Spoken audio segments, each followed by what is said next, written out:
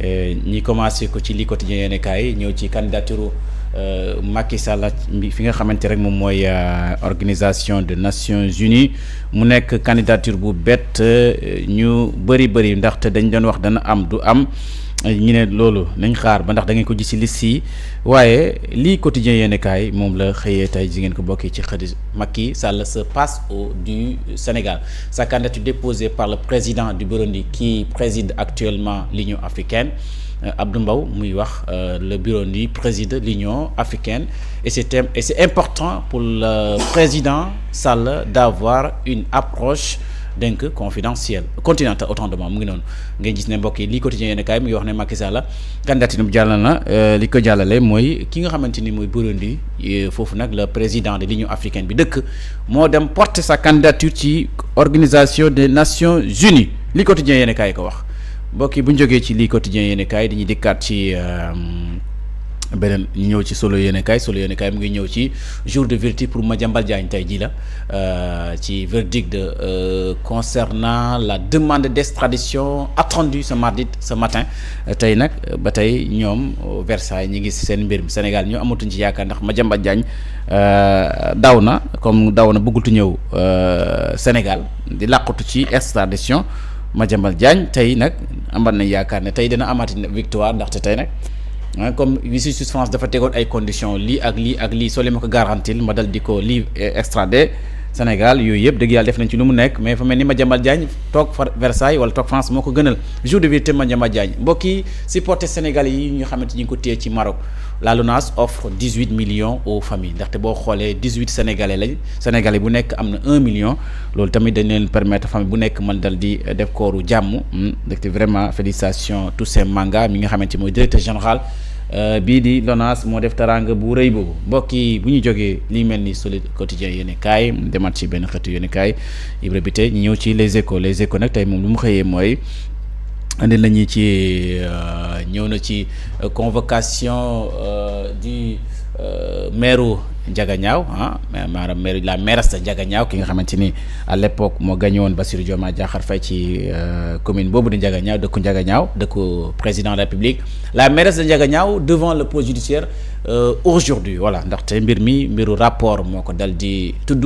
léegi li nga xamante ni moo jigéenu l'Alliance pour la République ñoom nag dëgg yàlla ñi ngi dal di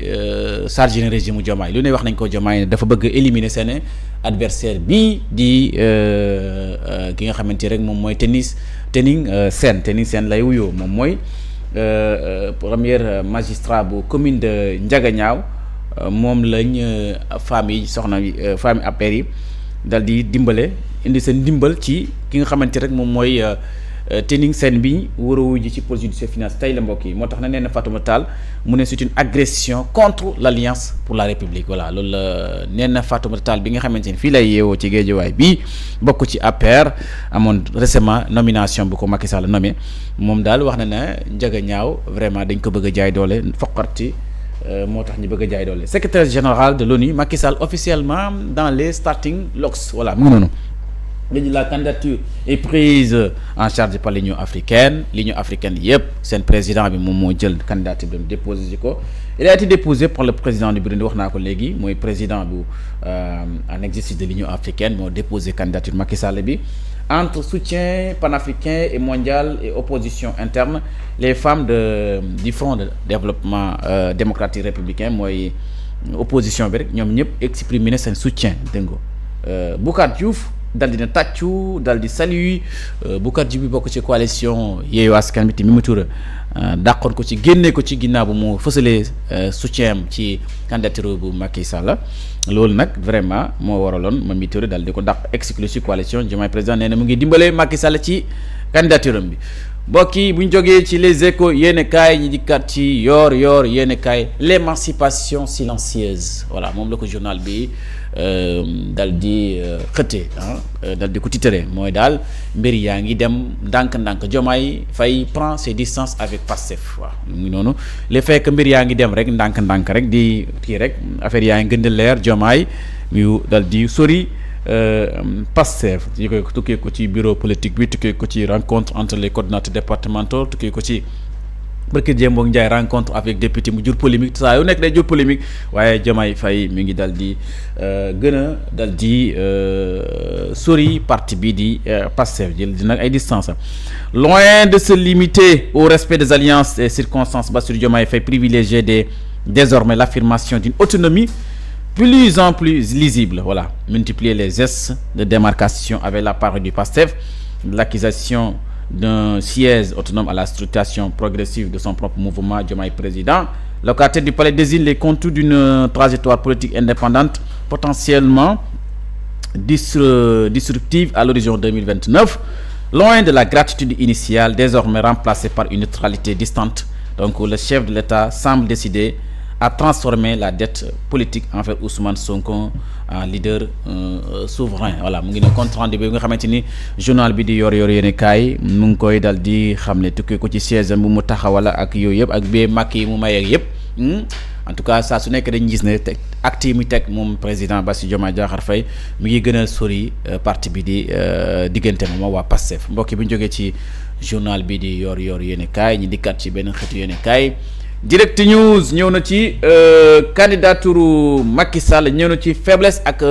force ndaxte candidature bi am na force tamit waaye am na faiblesse lan mooy force yi lan mooy faiblesse bi moom la ñuy dal di leen moom la journal bi di Direct News yéen kay dal di ci ñëw commencé na ko mu ne depuis altine 2 mars 2026 les clés des sont jetées pour l'ancien chef de l'État Macky Sall qui brigue officiellement la succession d'Antoine Guterres moom mooy le actuel secrétaire général de l'ONU moom Antoine Guterres au poste secrétaire général des Nations Unies. Le principal atout de l'ancien président repose sur une stature internationale patiemment forgée sur le terrain des crises et du développement. Macky Sall carrière am ci international rafetal na ko bu mu rafet foofu lu mu mbiram la loolu affaire am bu atome bu am solo la. C'est sous sa houlette que le continent a mené et remporté la bataille historique pour obtenir un siège permanent au G20, prouvant sa capacité à réformer la gouvernance mondiale. Lii tamit lu muy justifier moom Macky Sall ba tey ci bitim réew. Macky Sall a su cultiver une équidistance diplomatique très précieuse pour espérer séduire le Conseil de sécurité. Waaw. Aux amis historiques de la France, voilà, xaratu France la, et partenaires respectés de l'Occident. Il jouit d'une écoute tout aussi attentive en Chine et ou en Russie. Ces relations privilégiées avec les puissances financières du Golfe telles que les Émirats arabes unis et arabes saoudis garantissent un réseau d'influence incontournable. Ba tey ñëw ci les avantages ak les forces. Le premier obstacle ñëw ci obstacle yi. Le premier obstacle est d'ordre géopolitique avec la fameuse règle non écrite de la rotation régionale. Après l'Europe, l'Asie, l'Amérique latine revendiquent légitimité son tour pour diriger l'organisation. L'Afrique ayant déjà occupé le poste avec Boutros Ghali et Kofi Annan, l'argument de la jurisprudence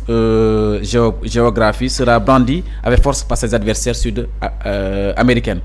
La procédure exige de passer d'abord par les scrutins indicatifs, secret organisé à huis clos par le Conseil de sécurité pour jauger les dynamiques de soutien où les diplomates attribuent la mention encouragée ou découragée à chaque prétendant. L'étape la plus cruciale et la plus incertaine restera d'éviter les veto redoutés de l'un des 5 membres permanents lors de la phase décisive des bulletins de couleur, puisqu'un seul vote défavorable des États-Unis, de la France, du Royaume-Uni, de la Chine ou de la Russie est automatiquement éliminatoire. À cette barrière internationale s'ajoute une fragilité politique interne très embarrassante, le silence assourdissant du nouveau président sénégalais Bassirou Diomaye Diakhar Faye à cette candidature résonne comme un désaveu implicité. Alors mu ngi nekk nu xamante ni mbokk yi Direct News yéene kaay moo ko xëyee ci force ak faiblesse bu candidature Macky Sall ci côté bi mu foore ak côté bi nga xamante ni foore mais di mel ni Sénégal moom seen position bi leeragul ndaxte Macky Sall nag Pastef dañoo waxoon nañ ko traduit devant la haute cour de justice pour trahison de son nañ ci terrain meeting bi lu ci président du parti Pastef waxoon. Est-ce que dana mucc dana am soutien wu Sénégal loolu ci kanam dañ ko dana leen a leer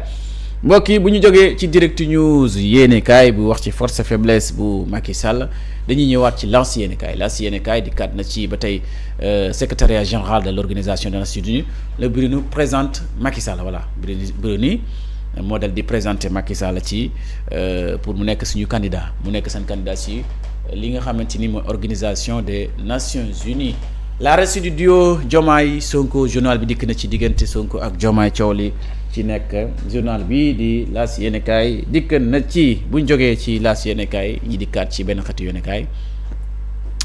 enquête ñëw na ci li nga xamante mooy la vérité sur la dette du train express régional et d'Air Sénégal ki nga xamante moom it dénk ministre des transports de Yankhoba Diémé ministre bi ñëw na ci RTS joxe na ci lecture bu mu am ci TER bi ak li nga xamante ni rek moom mooy Air Sénégal loolu de la li nga xamante ni mooy enquête yi yéenekaay moom la joxe comme tey ministre bi génn na fa tey waxtaan ak Sénégal yi mbokk yi bu ñu jógee ci enquête yéenekaay dañuy dikkaat ci benn xeetu yéenekaay le quotidien yéenekaay ñëw na ci bind na ci boppam quotidien Madiambal Diagne bind na ci boppam mooy maître François Bringard moom mooy avocat wu Madiambal Diagne moo wax mu ne la justice française doit agir comme un garde-fou voilà mu ngi noonu ñoom am nañu yaakaar ci lii justice bi tey war a décider tey cette procédure est éminemment politique loolu la wax lii nga xamante ni Sénégal sàkku na ko ci France pour mu dal di extrader Madiambal Diagne lii du den lu dul ay politique yëfi politique rek la mu les autorités sénégalaises ne s'expliquent toujours pas sur les faits reprochés à notre client ba tey avocat bi mooy wax li ñu wax Sénégal pour mu expliquer ko ak garantie ñi ko ñun justice française ba léegi amagul satisfaction ba léegi donc délibération bi tey lañ koy xam ci moom la avocat bi di wuyoo maître François Bringard moo doon tal di wax loolu mbokk yi biñ jógee ci le quotidien yéenekaay bu Madiambal Diagne bi ñu dikkaat ci l'observateur ñëw na nag ci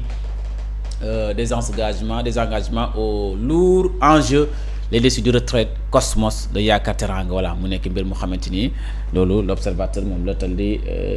xëyee tey voilà mu ngi noonu ba tey si suñu ressources naturelles rek ndaxte loolu tamit nag ni nga gis ne premier ministre Ousmane Sonko yéene ci Sénégal yu bëri mbokk yi nga gis ne l'observateur indi na ci boulevard ouvert pour la souveraineté énergétique déjà un accord de principe pour l'approvisionnement au gaz domestique du marché local voilà mu ngi noonu mbokk yi bu ñu jógee ci loolu dañuy dikkaat ci beneen xëtu yéenekaay Tribune yéenekaay dikkaat na ci waaw candidature Macky Sall bi journaux yu bëri moom la ñu xëyee tey Tribune yéenekaay Bougane Gueye Dany wax na le Burundi porte officiellement la candidature de Macky Sall Sénégal à la traîne alors mu ngi noonu Sénégal ba tey daal seen position leeragul ndaxte dëgg yàlla président bii nag moom xam naa ne dana bu ko jàppale daal dina xaw a kii daal fa mel ni day fàtte Macky Sall Diomaye foog naa fàttewul Macky Sall de Diomaye Faye wartu ko fàtte Macky Sall ndaxte dëgg yàlla xamante nañ ñoom ñaar waaw donc mu ngi noonu ñëw na ci candidature bi la candidature journal bi di Tribune yéenekaay dafa ci dikk nag moom mu ne la candidature pour succéder à Antoine Guterres a bien été transmise à l'ONU waaw loolu leer na les autorités ne doivent pas ramer à contre-courant de l'histoire selon Abdou Mbow mu ngi sollicité di talal loxo Ousmane Sonko ak Diomaye nañ ko rafetal buñ ko ñaawal loolu la Abdou Mbow wax député ci l'Assemblée nationale bokk ci parti bi di APR Sonko et Pastef se lamentent Diomaye Faye déroule mu ngi noonu diggante coalition Diomaye président ak Pastef xam naa daal foog naa duñ ci juboo ndaxte coalition Diomaye président Pastef lu ñu bëgg mooy ñu tas ko ñu jógee fi ñuy dal di maintenir Pastef parti bi di parti pouvoir muy Pastef waaye dafa mel ni daal bu ñu dégloo Ismaïla Diallo d'honorable député ne fa ne Diomaye Faye privilège ak légitime bu mu gën a jox mooy coalition Diomaye président la gën a xaw a xoyefal Pastef loolu nag moo waral waa Pastef maire bu futtu mbokk yi bu ñu jógee ci Tribune yéenekaay dañuy dikkaat ci beneen xeetu yéenekaay ñëw ci Walf Quotidien Pastef ak coalition Diomaye président Diomaye court deux lièvres à la fois mu ngi beneen bi tànk bi mu jox ko coalition Diomaye président beneen tànk mu jox ko waa Pastef léegi nag ñuy xool bu ndeyjoor bi bu càmmooy bi ban coalition la ban parti la ko jox Pastef la jox bu ndeyjoor bi wala bu gauche bi en tout cas mu ngi noonu en tout cas Pastef Walf Quotidien moo ko dal di xëyee tey mu nekk loo xamante ni daal loolu daal mooy polémique bi mooy coow li waaw mbir bi ñaari tànk yi mu teg te benn tànk bi ñaari tànk yi doo ko doon teg ci benn parti bii di Pastef au pouvoir moo waral coow li Sall tour du Burundi au Sénégal voilà mu ngi noonu voilà donc mbokki Walf Quotidien moom tey la xëyee bu ñu jógee noo ci Walf Quotidien yéen kaay ñi dikkaat ci beneen benn xëtu yéen kaay Libération lu doy waar ak dikkati nañ ci mbokk yi mooy affaire góor jigéen association de malfaiteurs exercice illégal de la médecine usage de faux documents administratifs mise en danger de la vie d'autrui tamit lu doy waar la xam nga réew mi xaw ma loolu ay góor jigéen nga xamante ni jullit diine l'islam nanguwul ko diine chrétienne nanguwul ko même sax nit rek nit ku xamante ni sa gëmmoo dara waaye xam nga ne nit nga gëm sa bopp rek waaw yow sa bopp doole diine rek xam nga ne dëgg yàlla góor a góor doy na waar yàlla bind góor ak jigéen yow daal nga ne da ngay def fi góor a góor le cabinet bu docteur Mananga Galien lay wut cerné nañ ko mooy ñi nga xamante ni leen tax a jóg ay association de malfaiteurs rek le cabinet bi di def ay exercices yoo xamante tegul jaarul ci yoon dégg nga ci ay affaire médecine jàpp nañ ko 2 étudiants ñaari étudiants congolais en médecine qui vendaient aussi de faux certificats médicaux à 6 000 francs CFA pour des employés désirant s'abstenir tenait un cabinet à Ouakam xam nga li doy na waar ñu xamante ni dañuy joxe ay faux certificats médicaux à 6 000 francs ci réew mii nii ci Ouakam l'enquête de l'hôpital militaire de Ouakam moo ci def l'enquête de l'hôpital militaire de Ouakam où l'un des mis en cause était en stage usurpé à plusieurs reprises lu doy waaram ngi noonu donc mbokk bi ñu jógee ci lu ñëwaat ci réseau pédocriminel le dernier formateur au sexe du Pierre Robert ki nga xamante ni kii yàlla rëbb na ko moom Pierre Robert bi nga xamante ni formateur la dañoo di former ci ñenn suñuy ay nit Sénégal ñoom it ñuy formaté di dal di joxe jàngare bi léegi nag le dernier formateur au sexe de Pierre Robert localisé nañ ko aux États-Unis d'Amérique d'après journal bi vers un mandat d'arrêt international mbokk yi loolu la Libération xëy ba yëfi góor jigéen ñi ak yëf yi nga xamante ni ay faux documents ba tey lii yëpp mu ngi xew ci réew mi waaye nag justice mu ngi ci def liggéey bi mucc ayib ndaxte justice mu ngi wéyal arrestation bi kon mbokk ñuy waat ci benn xeetu yéene kaay bu ñu jógee Libération yéene kaay Source A ñëwaat na ci candidat à la succession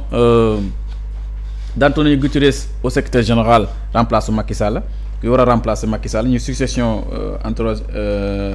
Guterres Macky Sall nag dafa am na ñaari obstacle mu mal journal bi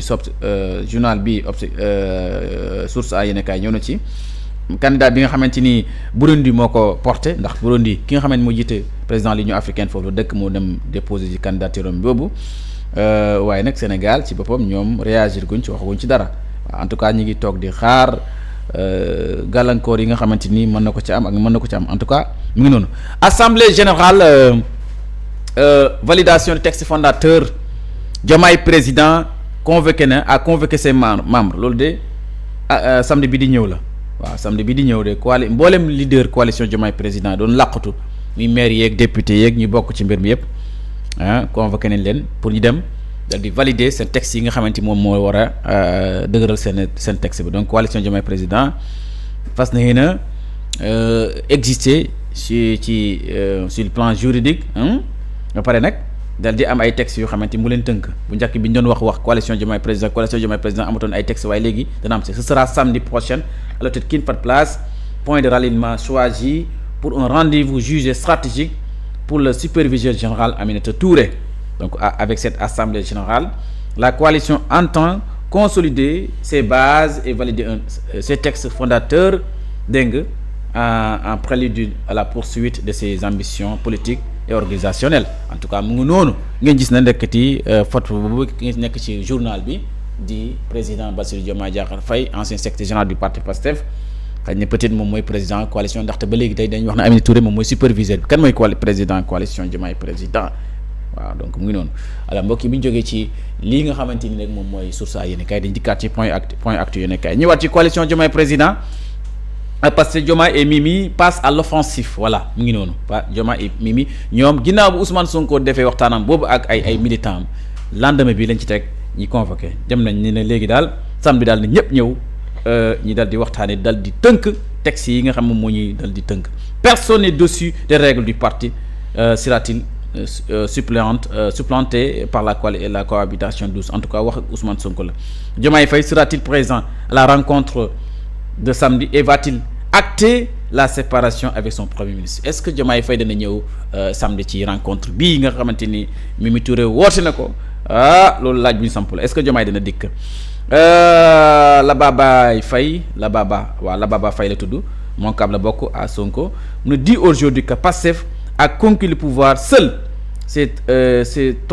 tronquer l'histoire politique très récente du Sénégal en tout cas mu ngi noonu dañ xaar samedi soriatul ndax Diomaye dana ñëw wala du ñëw ndax bu demee ñi mën na jàpp ne dëgg yàlla rupture bi acté na.